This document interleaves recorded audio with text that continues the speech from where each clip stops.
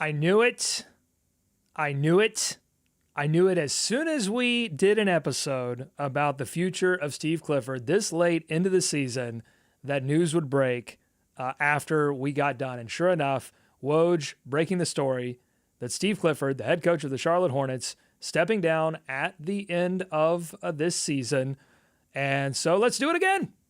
Let's do it again. Re-rack it, re-roll it. Locked On Hornets. Let's go. You are Locked On Hornets, your daily Charlotte Hornets podcast. Part of the Locked On Podcast Network, your team every day. In a minute, cuz we live.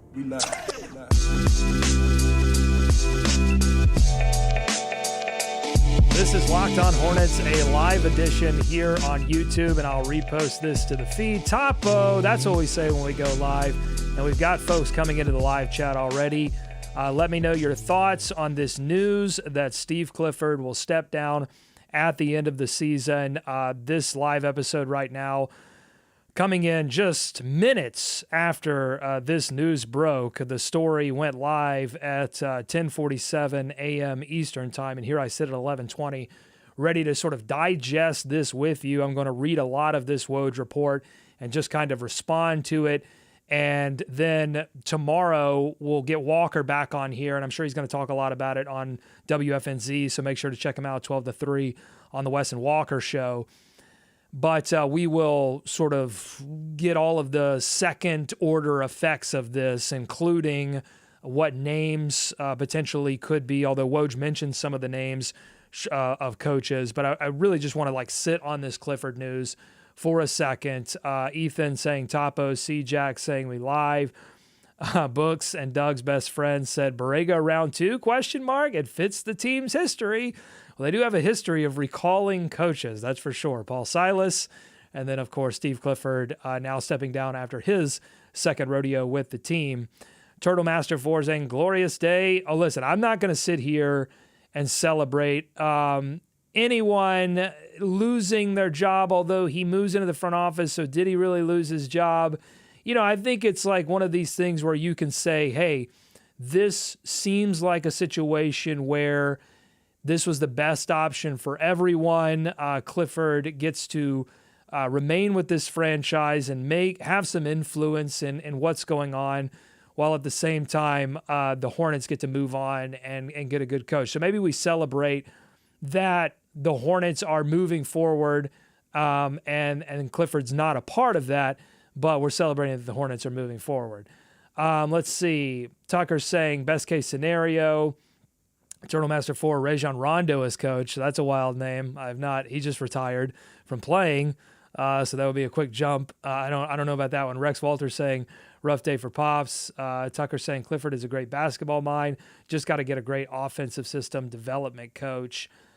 So keep those comments rolling in. Let me know the names that you think would be good interview candidates as the team prepares to go on that journey after having just completed the journey to find their new head of basketball operations, which is Jeff Peterson. So let's dive into this Woj report.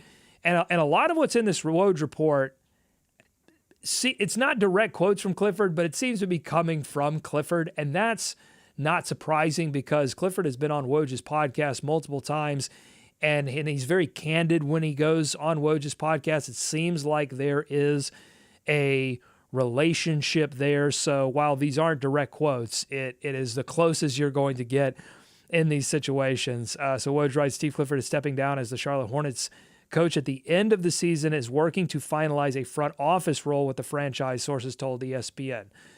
Now, I will say that it is not surprising to me at all that Clifford is ending his tenure here with the Charlotte Hornets.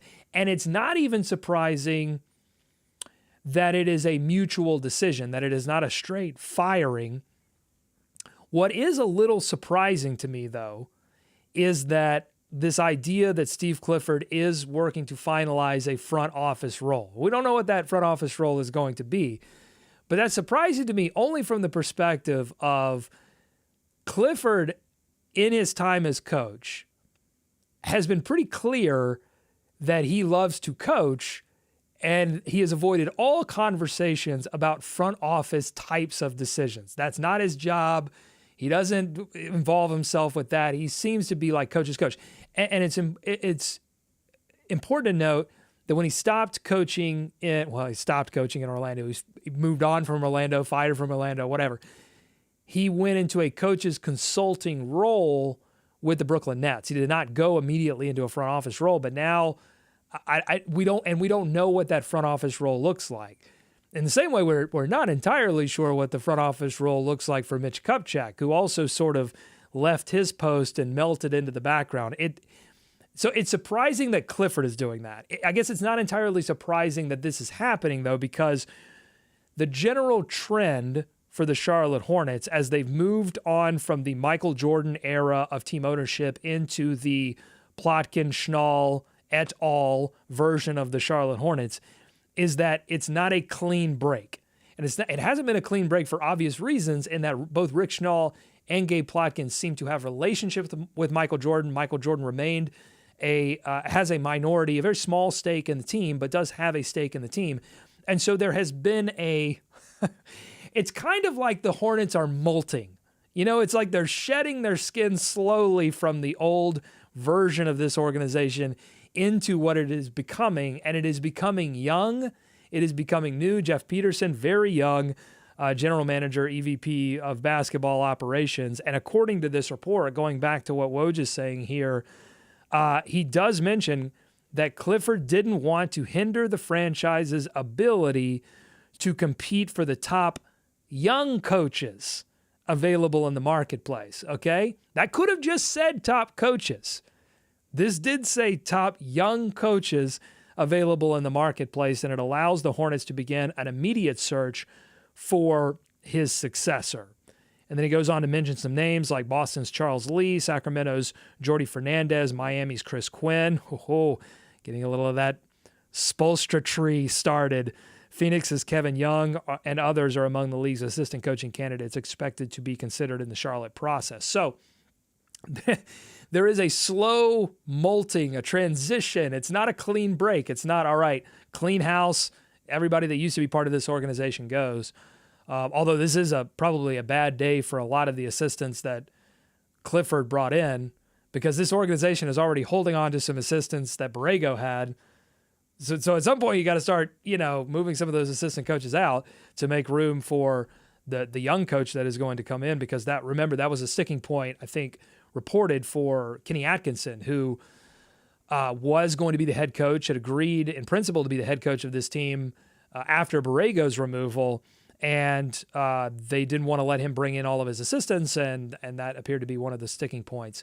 And so, that's part of this story as well, right? Kenny Atkinson doesn't become head coach, and then Mitch Kupchak, who is over that head coaching search, had to pivot very quickly and pivoted to someone that they had a previous relationship with in Steve Clifford, the organization did, and they leaned on what they knew. And Steve Clifford, who had been out of the game for a little bit, decided, okay, I'll give this another shot. They've got a talented roster. And he said more talented than even that Kemba Walker playoff year. More talent, more potential on this roster. And he decided to come back. But even when he decided to come back, there were, coaches' luncheons and quotes and hints that this might be Clifford's last rodeo as head coach. Of course, during his first run with the Charlotte Hornets, he had well-documented health problems that cost him a portion of one of his final seasons with the organization. And he had to go get that figured out before he could move on to, finish up head coaching for the Hornets, and then moved on back to Orlando. So is that a factor in all of this? And he does mention, or the report does mention, that here's the report. Clifford wasn't prepared to commit to the year-round grind of head coaching for the 2024-2025 season. And the thing that I think of immediately is, can you blame him?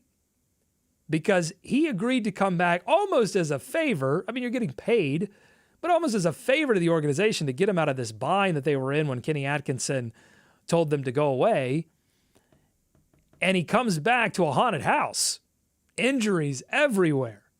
And this team just couldn't get right while Steve Clifford was head coaching. And so can you blame him that he wasn't prepared to roll the dice one more time with this roster and see if all of the injury luck would finally dissipate in year 3, because it is a grind. It is, and it probably would take a toll on anyone's health, but much less someone that has had some health issues in the past. So all that to say, a lot of this does not surprise me at all. And I wonder if it surprises you. Let me know in the chat. I will go to the chat here in a second, but first I want to tell you that this special live edition of the Locked On Hornets podcast is brought to you by our friends at eBay Motors. Passion, drive, and patience.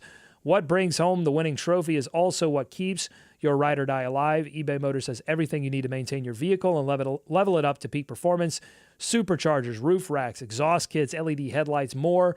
Whether you're into speed, power, or style, eBay Motors has got you covered with over 122 million parts for your number one ride or die. You will always find exactly what you're looking for, and with eBay Guaranteed Fit, your part is guaranteed to fit your ride every time, or you get your money back, because with eBay Motors, you're burning rubber, not cash. With all the parts you need at the prices you want, it's easy to turn your car into the MVP and bring home that win. Keep your ride or die alive at ebaymotors.com. Eligible items only. Exclusions apply. eBay Guaranteed Fit only available to U.S. customers. So I'm going to do a little scroll and swig here to get this allergy-infected voice back to 100% before I go on another roll here. So let me do a little scroll and swig.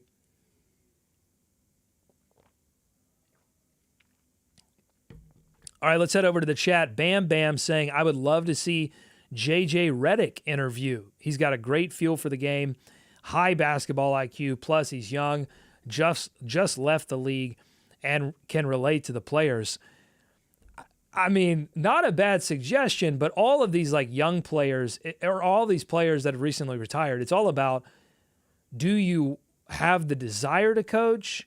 And then if you do, there seems to be in the NBA a general process of, all right, you go an assistant head coach for someone for a year or 2 years, and then you associate head coach for someone for a year or 2 years.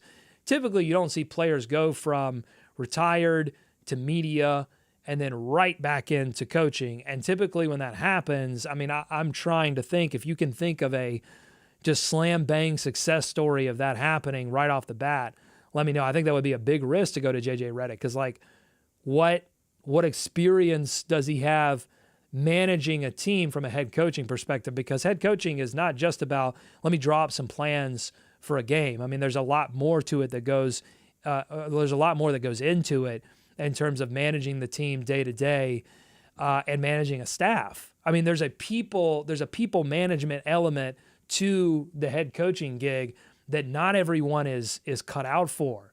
And so if you go and you find someone that can't answer those questions with their experience, you're taking a big risk. And so, look, the Hornets are out there trying to find a young coach, but these names that they're coming up with, or the names that have been listed in this report, are all guys that have been through the fire of being on a staff and being given responsibility, whether it be associate head coach or one of the top assistants for good teams. They get to those places for a reason, right? And so then it's about finding guys that align philosophically with what you want to do with the roster that you have.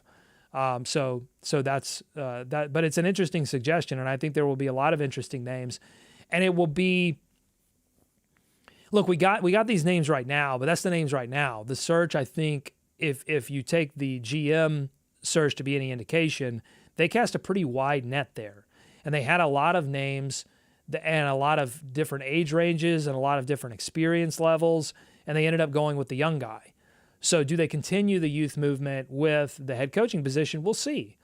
But I still wouldn't count out a name like Mike Budenholzer that does have connections. If they interview a lot of these associate head coaches or young assistants, and they go, all right, well, we're kind of feeling iffy about all of these guys. Like nobody came in and was a slam dunk, if you'll allow me the NBA analogy here, then, they could go and lean on a guy who has a ton of experience as a head coach and a lot of 50-win seasons, 5 of them. I forgot to mention that to Walker on today's show when we speculated about Clifford's future with the team.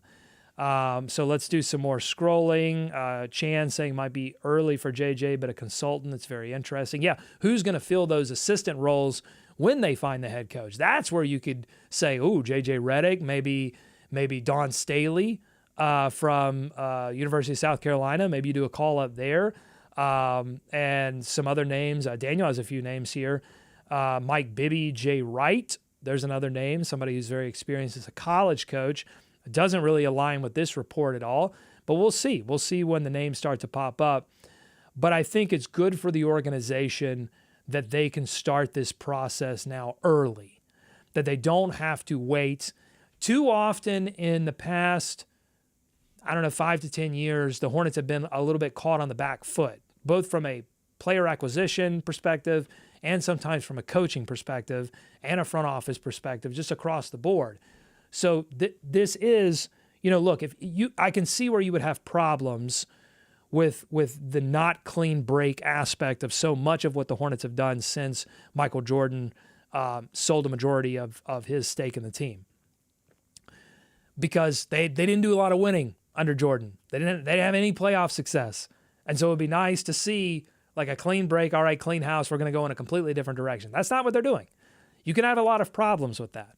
I get it. But one advantage of that is that it's drama-free.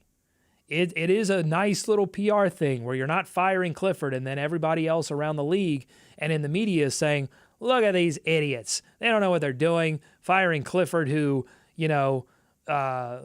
great effort, blaming him for the injuries, that kind of story, those kinds of storylines. This is a nice little, comfortable, clean, not clean, but comfortable transition that is drama-free.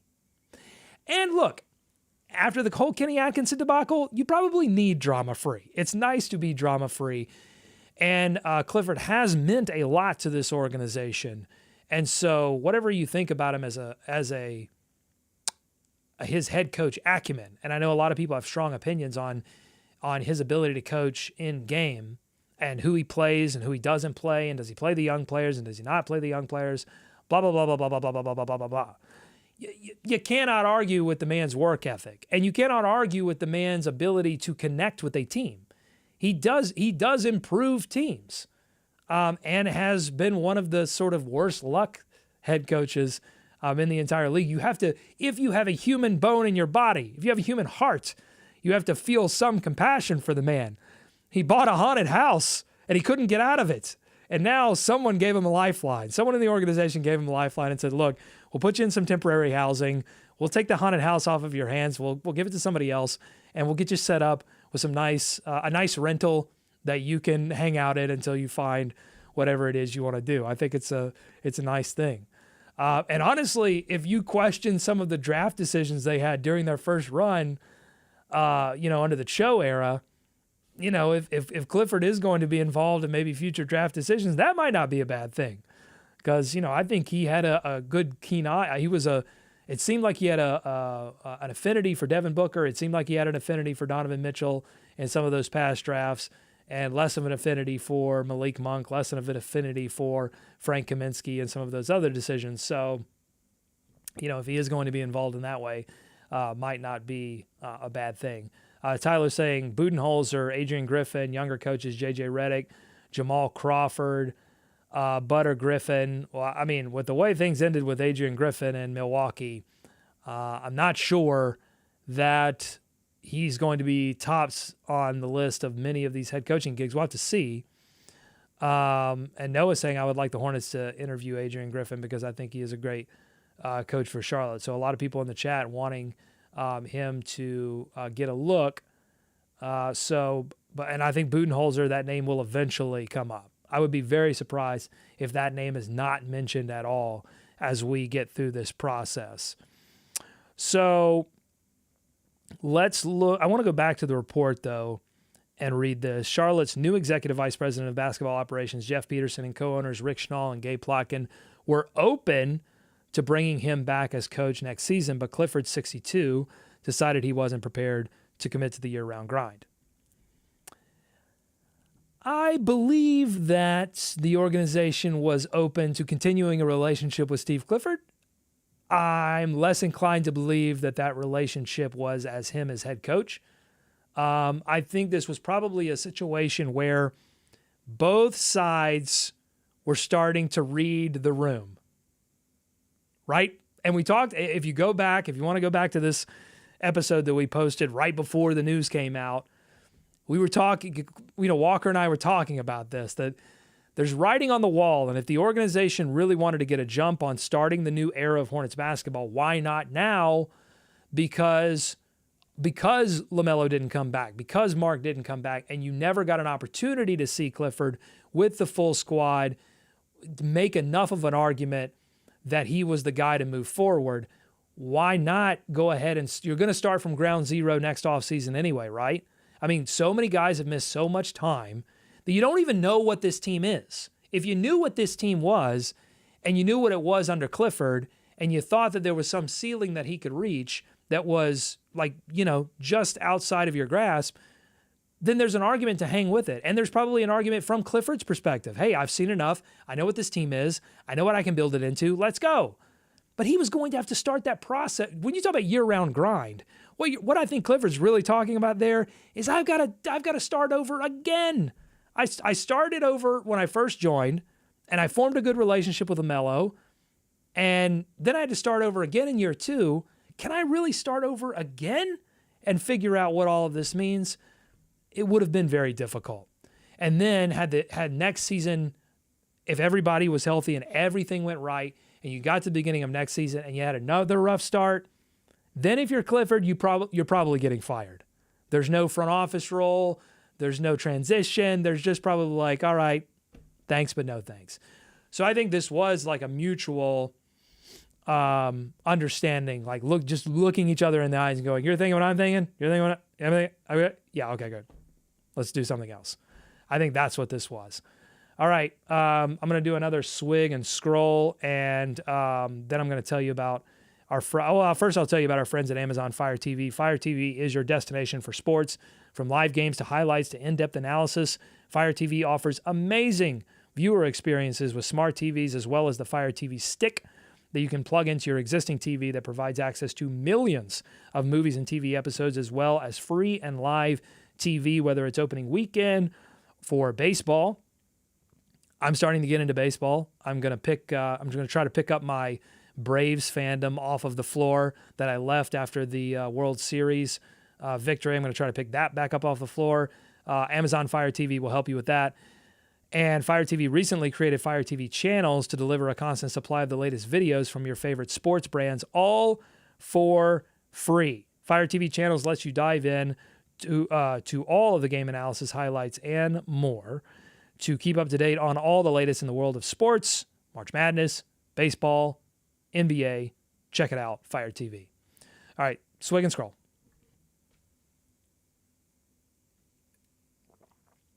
JC mentioning Don Staley. A lot of names in here. I love it. Don Staley, former Sting great. So you would have, look, that would be, talk about, that would be a huge roll of the dice. No one's jumped off that diving board yet to make the first female head coach in the NBA. Would this new ownership group be willing to take the risk? Because look, with both, with Staley in particular, I mean, so much respect for her as a head coach and what she's done at South Carolina. And so, but you would have to have a really solid plan about what all of that means. And somebody's going to do it. But will that happen from the, like you had Pop, bring a female assistant coach that was one of the top assistants? Will it happen like that from there to the head coach? Or will it happen as somebody from completely outside of the organization in? I would say if you're betting on it, it would have to be the first option, where you have somebody that's been a part of the organization that knows, has relationships with the players, and then you move that if it's going to happen. You're right. I mean, you have to say it's going to happen eventually. Will this organization take a chance on that? We'll have to see. Kevin Young from the Suns is brother's suggestion. So let's scrolling. Anthony Mosby pointing out that the coaching position for the Charlotte Hornets more attractive now with new ownership, GM, and nice young pieces. So more attractive relative, I assume what Anthony is saying here, more attractive relative to when Kenny Atkinson spurned this Hornets organization. And I agree. But less so because of the new GM, and honestly less so because of the players, although hitting on Brandon Miller is certainly going to help make that argument to a coach. But I think it's more about the ownership group than anything, in that it seems like they're going to be more willing to invest. I don't know about players yet. I don't know about free agency yet, but what they can control outside of the salary cap. That's head coaching salaries. That's practice facility. They're talking good talk about how much they're willing to invest in those areas. We'll have to wait and see. But if they're true to that, and they want to throw down big money on one of these young names, then we'll see. We'll see how it all works out. But it is attractive from that perspective that you're dealing with. It seems like you're dealing with people who are super invested in moving this thing forward sooner rather than later, and seem to have a plan, as opposed to an owner in Michael Jordan, name, cachet, all of that. Yes, investment. It seemed like he was sort of backing away from the team, right, towards the end of his tenure. And I think if you're a head coach and you go and interview and you sort of, do some investigation, you probably uncovered that, hey, this is probably a team that's about to lose or move ownership groups. Now might not be the time to step into that mess. And there's all these whispers that if Michael Jordan remains owner, there are all these whispers around the league about how the Hornets are a little bit of like a third, tier organization. They don't spend a lot of money on hotel rooms and et cetera. And there's a reputation that they're cheap. So hopefully some of that is starting to move away, and the new ownership group could do a lot to dispel some of that by opening up the checkbook and going out and getting one of these hot names and beating another team to the punch, which certainly this allows you to do. Noah saying, let's have the Atkinson conversation, please. He's perfect, but fans are irrationally against it. Yeah, would Atkinson, that's interesting, Atkinson's going to be interviewing with different people if he does end up with this, but could he overcome that? I think he could, honestly, because certainly there will be fans that remember that, but it's such like, it wasn't as if the team was like, they did, they went to a play-in, but they got kicked in the teeth twice in that play-in. It wasn't like this team had some championship pedigree that a coach comes in and says nah to and denies it. I think if Atkinson came in and said, look, the problem with the Atkinson hire is you've got to do a lot of explaining at that point. Atkinson's got to get in front of the media and say why he didn't go with the last guy. That's what's going to be the barrier more than anything. It's just a lot of embarrassment and question answering that I bet Atkinson doesn't even want to do. He'd rather go. He's waiting on the Golden State job. That's all. To me, yeah, it was a lot about what the Hornets couldn't provide, but I think there is some element of like Atkinson, I think, is waiting to reclaim or claim that Golden State job. What's going to be left there in Golden State? That's really the question with everything they've got going on. Bam Bam saying, regardless of coach, I think at best we're still 2 seasons out before we are in the playoffs, not play-ins. Coaching at head office will take some time to iron things out. Well, that's interesting, right, from the perspective of they are looking at coaches that are going to be proven commodities in that they have experience on the bench, but unproven from a head coaching perspective. So it seems like this is part of a process. It doesn't seem like they're going to, I don't know. They could trade some draft picks, go out and get another, second or third tier star and go make a run at this thing. But everything that they've said is patience, patience, patience. We want to build a sustainable winner. A lot of the same things that they were parroting, a lot of what Mitch Kupchak was saying. And the question is, are they going to say those things and maybe do a little bit more, or are they going to say those things and do nothing, which was how they were under the Kupchak era? We'll have to see. And someone mentioning that, MJ is, this is Colin Sidwell saying MJ is still a part owner. No way Kenny Atkinson becomes the coach. So yeah, if MJ has one, if his 3% stake or whatever, if he has one card to play, it'll be to blackball Kenny Atkinson. If he has one maybe a financial card to play with Gabe Plotkin and the relationship that they have outside of the organization. If he has that card to play, then maybe it'll be to stop Kenny Atkinson from becoming the coach. Bam Bam saying pride swallowing is rare in the NBA. That's right. That's right. Sam Cassell, another good name, says Sherrod. That is another good name. I think, some of these guys that have one name that I don't want to hear about, it's not, but we will. It'll be in the chat. You'll have the Mark Jackson folks come out, but I don't think we're going to see that name at all in this because it doesn't fit the mold of the names that we saw in this first report. So I don't think that that's going to happen. All right, so doing some final scrolling. Diesel saying, let Walker coach. He's tall. That's it. Walker's tall. He's got that going from him. He can look some of the players in the eye. He can look some of the guard rotation in the eye, and apparently he can dunk too. So those are his credentials. That's his CV. So yeah, this whole process is going to be very interesting. And Walker and I are going to be back tomorrow.